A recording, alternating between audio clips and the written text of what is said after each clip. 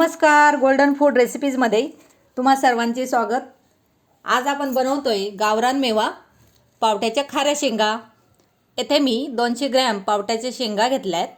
त्या 2 वेळा स्वच्छ धुवून घ्यायच्या चांगल्या 2 पाण्याने। हे बघा मी धुवून घेतेय। या पावट्याच्या शेंगा स्नॅक्स म्हणून तुम्ही खाऊ शकता, खूप छान लागतात। आता मी या शेंगा कुकरमध्ये घालून घेतेय। त्याच्यामध्ये 2 ग्लास पाणी घालायचं आहे। 200 ग्रॅम शेंगांसाठी 2 ग्लास पाणी पुरेसं आहे। या झाकण लावून आपण मोठ्या गॅसवरती 4 शिट्ट्या काढून घेणार आहोत। याच्यासाठी येथे मी 1 टेबलस्पून किंवा 3 चमचे मीठ घातलेलं आहे। मीठ थोडं जास्तच घालायचं आहे,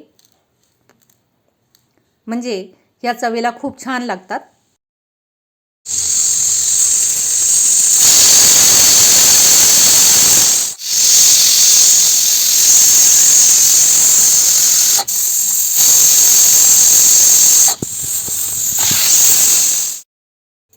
चार शिट्ट्या झाल्यानंतर आपण आपला गॅस बंद केला।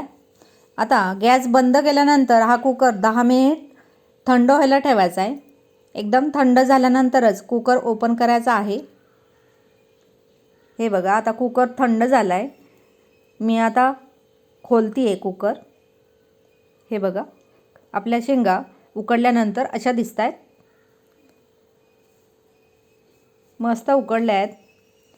आता सर्विंग टाइम, सर्व करूयात ताटलीमध्ये।